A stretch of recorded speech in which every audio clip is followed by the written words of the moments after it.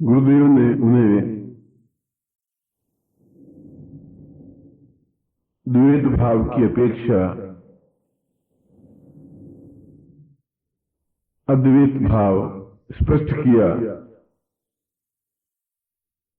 कि ब्रह्म ही माया है, ब्रह्म ही जीव और जगत है, और यह सब कुछ माया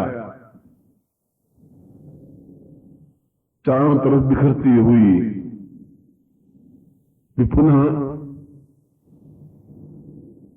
ब्रह्म में लीन हो जाती है। और यहीं से शंकराचार्य का अद्वैत सिद्धांत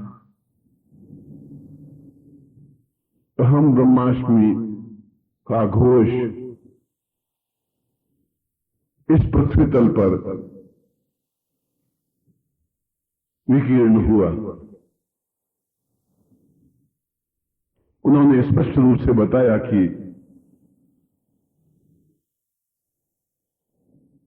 माया तो एक छल है जिसमें जीव भ्रमित होता है, मगर जो इस भ्रम से परे हट जाता है,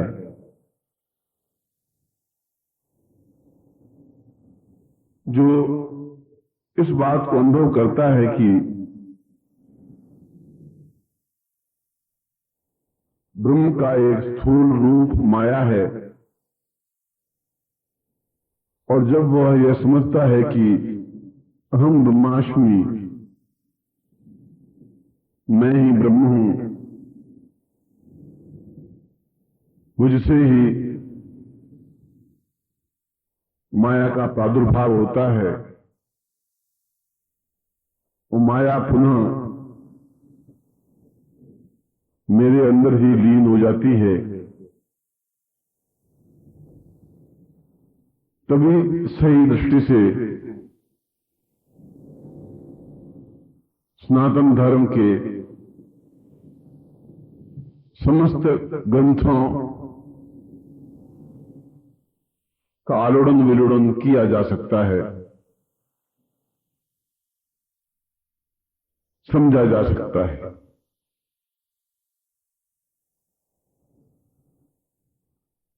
गोविंदपादाचार्य ने शिष्य की कठिन परीक्षा ली। वे नित्य गुरुदेव के उठने से पहले उठते, पूर्ण मनोयोग से उनकी सेवा करते, उनके समीप ज्यादा से ज्यादा बैठने का प्रयत्न करते, और उनके एक एक वाक्य को अपने जीवन में उतारते,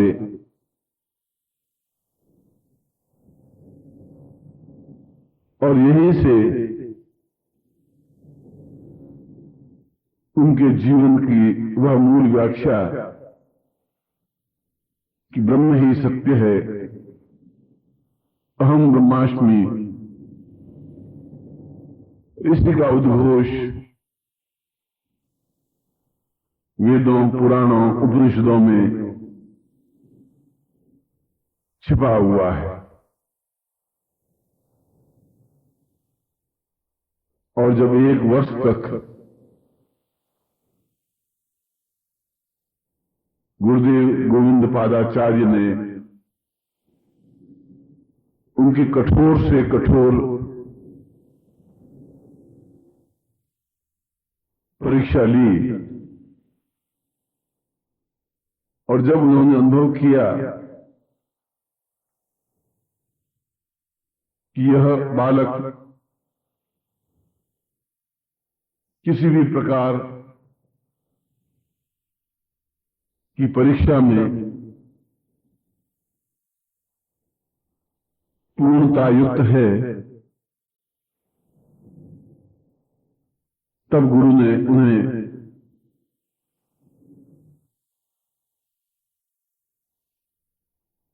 त्रिपुर सुंदरी और श्री चक्र उपासना की साधना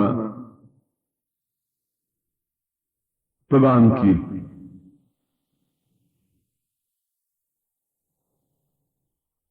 भगवत्पाद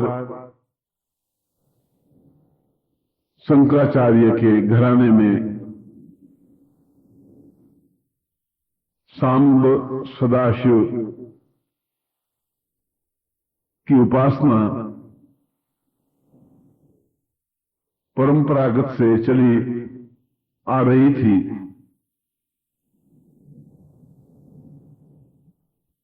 यहीं से शंकराचार्य ने शिव से निर्गुण परम तत्व की प्राप्ति का ज्ञान प्राप्त किया और शुद्ध तंत्र विद्या का ज्ञान प्राप्त करते हुए श्री चक्र की उपासना का अनुभव किया।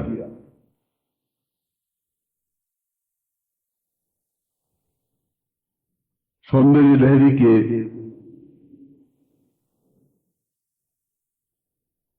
ग्यारहवें श्लोक में श्री चक्र का वर्णन है और इस 11वें श्लोक में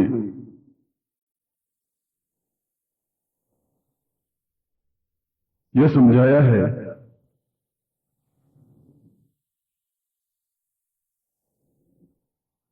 कि जीवन अपने आप में पूर्णता का द्योतक है। जब तक श्री चक्र की उपासना को समझा नहीं जा सकता, क्योंकि श्री चक्र की उपास्य देवता ललिता त्रिपुरा है और मंत्र के मनन द्वारा ही मन का तत्संबंधी देवता से तादात्म्य स्थापित किया जाता है। और उन्होंने सौंदर्य लहरी में स्पष्ट किया कि भक्त त्रैवर्ण्य व्यतिकरित लीलांजनतया विभाति त्वन्नेत्र त्रितयमिदमीशानदयिते पुनः षष्ठुम् देवान् दुहिन हरिरुद्रानुपरताम् रजः सत्त्वं बिभ्र तम इति गुणानां त्रयमिव। यही नहीं अपितु उन्होंने श्री चक्र को स्पष्ट रूप से समझने और बताने के लिए कहा कि गते कर्णाभ्यर्णम गरुतैव पक्ष्माणि ददति पुराम्भेतश्चित्त प्रशमरस विद्रावण फले इमे नेत्रे गोत्रा दरपति कुलोत्तम संकलिते तवाकर्णाकष्ट स्मरसर विलासा कलयत। उन्होंने इन श्लोकों के माध्यम से ललिता त्रिपुरा सुंदरी के बारे में स्पष्ट रूप से व्याख्या की है और यह बताया है कि मंत्र के मनन द्वारा मन का तत्संबंधी देवता से किस विधि से, किस रहस्य से तादात्म्य स्थापित किया जाता है। और उन्होंने इस सौंदर्य लहरी में ललिता त्रिपुरांबा के मंत्र का निर्देश स्पष्ट रूप से उद्घटित किया है और वास्तव में ही मात्र श्री चक्र की उपासना के माध्यम से ही ब्रह्म गायत्री के वैदिक मंत्र और आदिकादि तांत्रिक मंत्रों को समझा जा सकता है।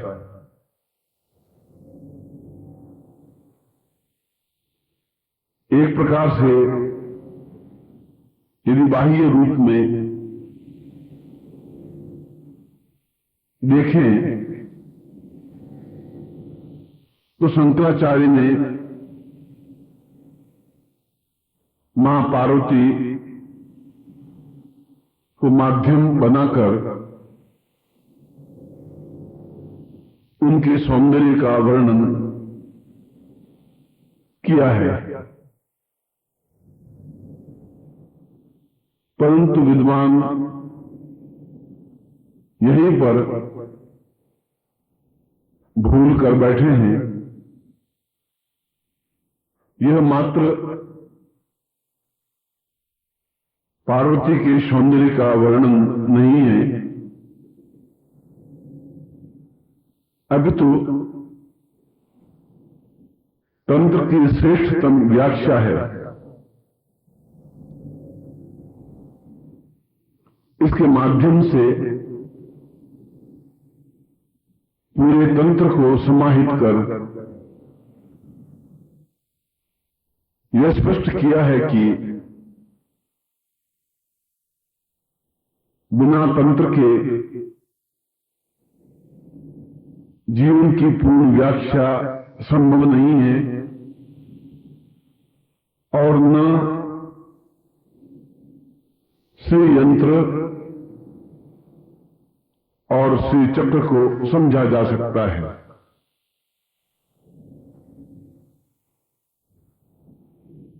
शरीर के अंदर अभ्यंतर पट पर इड़ा, पिंगला और सुषुम्ना जैसी नाड़ियों में षट चक्र और देवता रूपी शक्तियों के केंद्रों की व्याख्या एवं सहायता से ही योग पद्धति के साधन क्रम को समझा जा सकता है। और ऐसी स्थिति आने पर यह शरीर ही अपने आप में पूर्ण श्री यंत्र बन जाता है और तब मंत्रों की सहायता से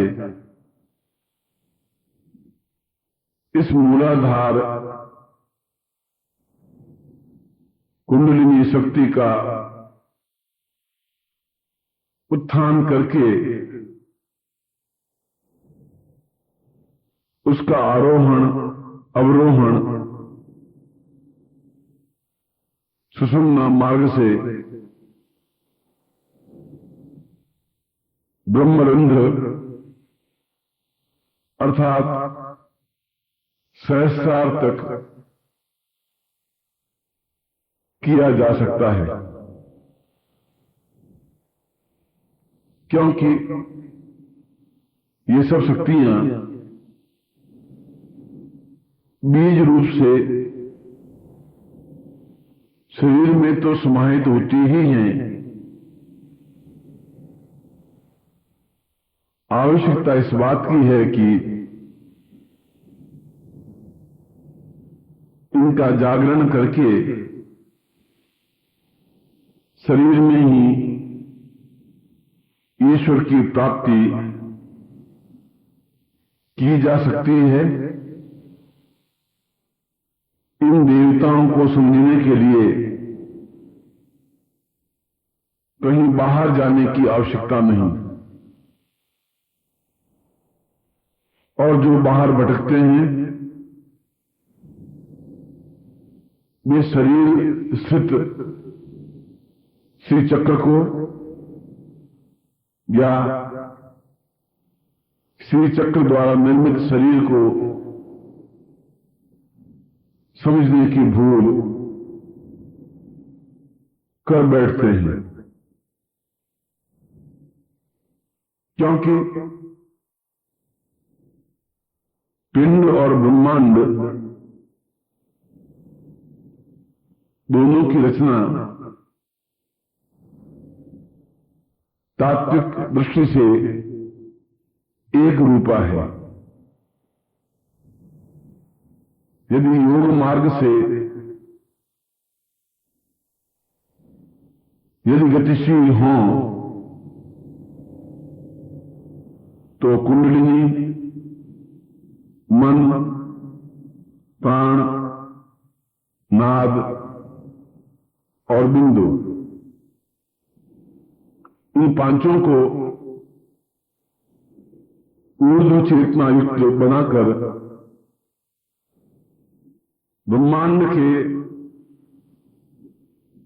समस्त तत्वों का ज्ञान प्राप्त किया जाता है, और यह प्राप्त करके ही वह विश्व की समस्त शक्तियों को अपने अंदर समाहित कर उन अलौकिक कार्यों को भी संपन्न कर सकता है जो कि अगम्य हैं, अगोचर हैं, अद्वितीय हैं और सामान्य जनों के लिए आश्चर्यजनक हैं। सही दृष्टि में देखा जाए तो मूलाधार स्थित कुंडलिनी शक्ति ही महामाया है और इसी का शुद्ध स्वरूप, और इसी को शुद्ध विद्या कहा जाता है। यही परा है, यही पश्यंती है, यही मध्यमा है और यही वैखरी है, जिसे व्यक्त होकर समस्त मंत्रों के माध्यम से जगत की सृष्टि समझी जा सकती है। और उन्होंने यह प्रतिपादित किया कि योग उपासना का स्थान अन्यत्र कहीं नहीं, अपितु मनुष्य देह ही है। और साथ ही साथ उन्होंने इस तथ्य का भी गूढ़ता से स्पष्टीकरण किया कि जीवन की सर्वोच्च उपलब्धि तंत्र और मंत्र, योग और दर्शन, मीमांसा और अद्वितीय कार्य, परकाया प्रवेश और वायुगमन प्रक्रिया, शरीर को अंगुष्ठ मात्र करके गमनशील होना और सिद्धाश्रम प्राप्ति मात्र इस शरीर के माध्यम से ही संभव है, क्योंकि परा, पश्यंती, मध्यमा और वैखरी ही सही अर्थों में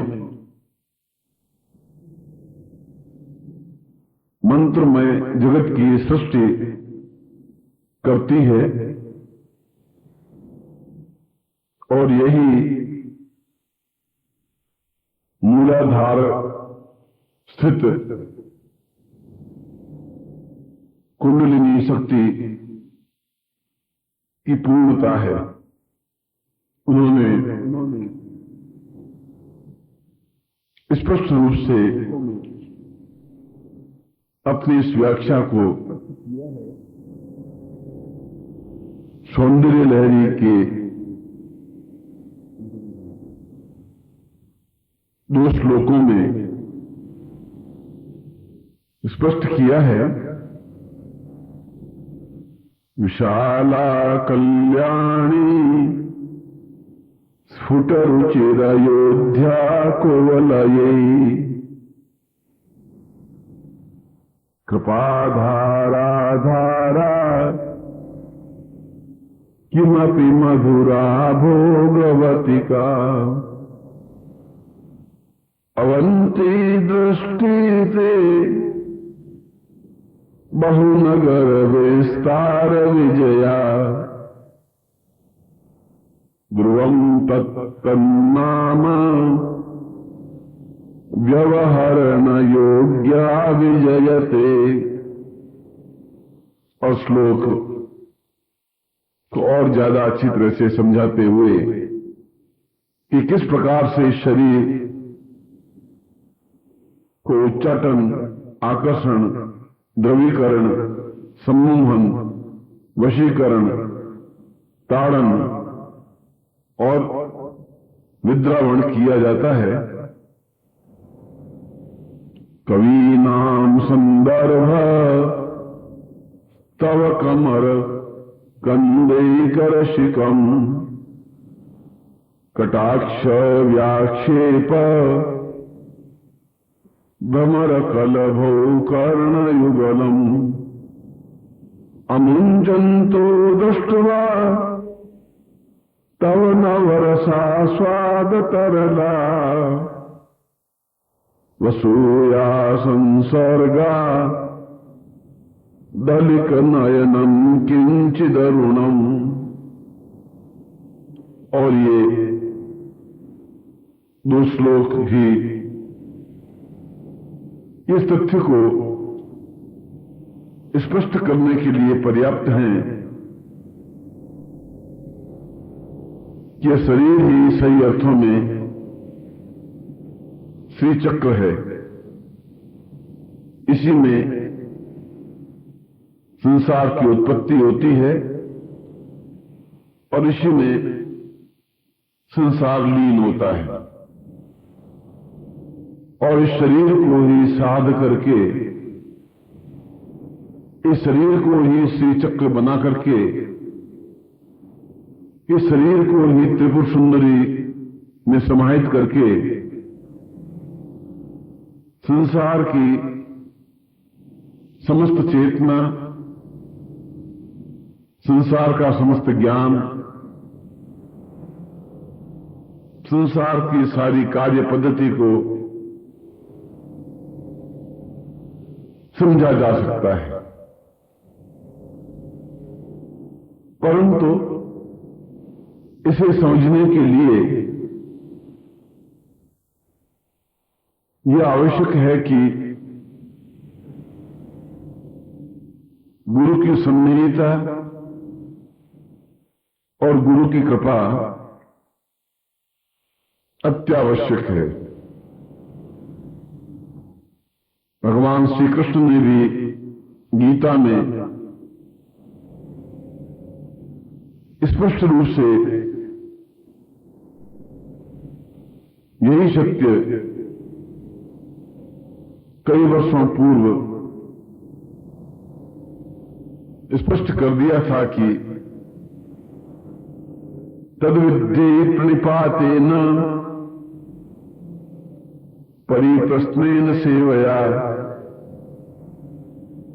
उपदेक्षन्ति ते ज्ञानम् ज्ञानिनः तत्त्वदर्शिनः। अर्थात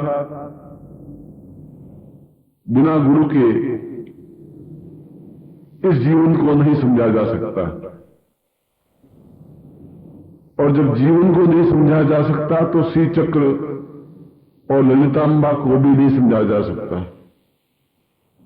और यदि इन दोनों तत्वों को नहीं समझा जा सकता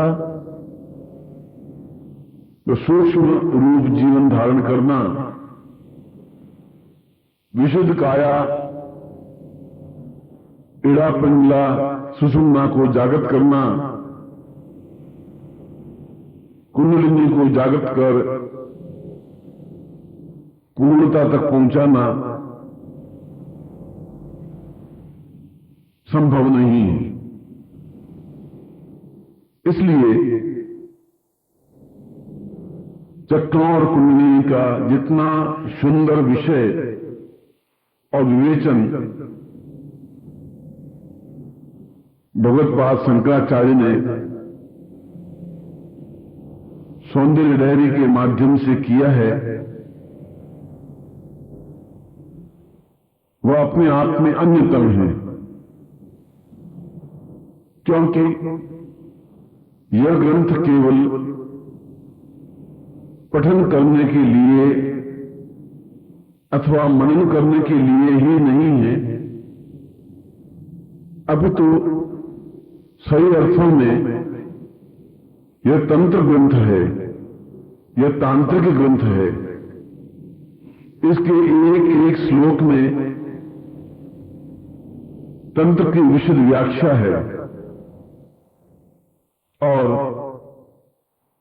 इसके मार्ग से ही, इसे समझ करके ही हादि कादि उपासना तथा योग मार्ग को लेकर गतिशील हुआ जा सकता है। उन्होंने इस सौंदर्य लहरी में कई स्थानों पर भगवान गुरु को ही शंकर कहा है, शिव कहा है, और ये बताया है कि इसके माध्यम से ही जीवन को पूर्णता दी जा सकती है। और जीवन की 32 वर्ष के अल्प समय में ही ऐसा ग्रंथ संपादित कर सन 820 ईस्वी में अपना प्रातस्मरणीय नाम सदा के लिए काल के भाल पर अंकित कर इस नश्वर देह को विसर्जित कर दिया, परंतु उनकी यह सौंदर्य लहरी आज भी योगियों के लिए और विद्वानों के लिए अन्यतम ग्रंथ है।